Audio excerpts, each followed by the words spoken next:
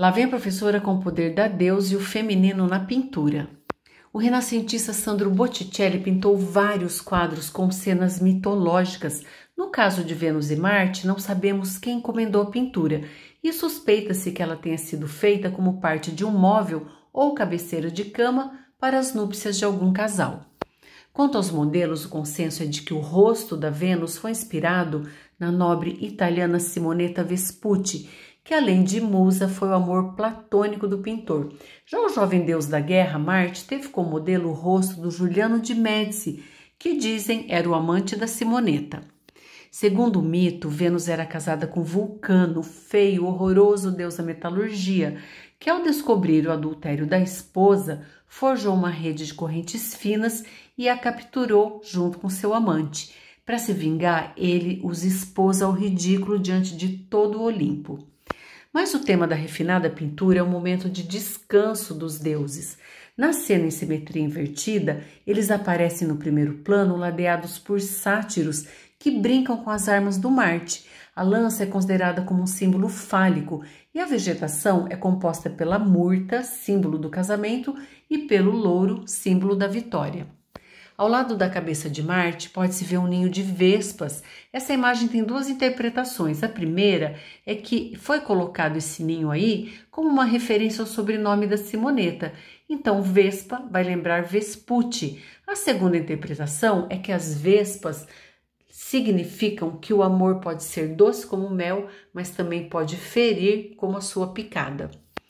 A concha com a qual o sátiro sopra no ouvido de Marte seria um símbolo do nascimento de Vênus, que foi representado em uma concha em outra pintura muito famosa do Botticelli. A pintura em têmpera, que é a técnica onde se mistura o pigmento com a gema do ovo, é espetacular, muito colorida, e a técnica que ele usa engana nossos olhos, porque a gente enxerga as texturas perfeitas de cada superfície, do metal, das peles, da vegetação. É realmente muito bonita. No vestido da Vênus, com planejamento elaborado, a gente vê um bordado metálico em fios de ouro e a deusa se debruça numa almofada vermelha, lembrando o amor carnal satisfeito. O Botticelli era conhecido como o rei da linha por causa desse contorno perfeito que ele utilizava nas suas pinturas. Já esse sono profundo do Marte é considerado exagero, porque seria impossível não acordar com tamanha bagunça. Por isso acredita-se que ele está sob o efeito de alguma droga. Isso porque descobriu-se que embaixo da mão desse sátiro está a Datura stramonium, que é um fruto que tem propriedades narcóticas e vulgarmente é conhecido como maçã do espinho. A maçã do espinho seria então um lembrete do adultério. Alguns ainda consideram a presença desse fruto como uma alusão a Adão e Eva que comeram o fruto proibido lá no paraíso. A nudez de Marte é um contraponto às vestes da Vênus.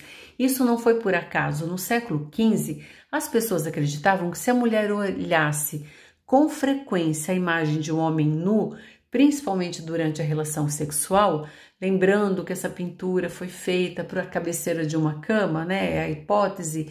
Então, que se a mulher ficasse olhando para esse corpo nu, esse corpo masculino sem roupa, ela seria favorecida a parir meninos. Então, era uma superstição da época. De qualquer modo, independente das inúmeras interpretações, o Botticelli criou uma imagem onde o poder do amor vence a guerra e o feminino se sobrepõe delicadamente ao masculino, deixando indefeso com o seu poder. Então, a mulher não usa força, ela usa a sedução, a beleza para dominar aquele que é mais forte fisicamente. E o jogo de contrastes também é incrível e ele se dá pela oposição entre a tranquilidade dos deuses e a agitação dos sátiros, entre o corpo nu e o corpo vestido, entre o sono e a vigília. Então, o Botticelli nos mostra que tudo na vida é dual, tudo tem dois lados. Isso faz parte do mundo material. Pessoal, eu espero que vocês tenham gostado. Se gostaram, inscrevam-se no canal, deem um clique no sininho para ativarem as próximas notificações, deixem seu like. Um abraço, que lá vai, professora.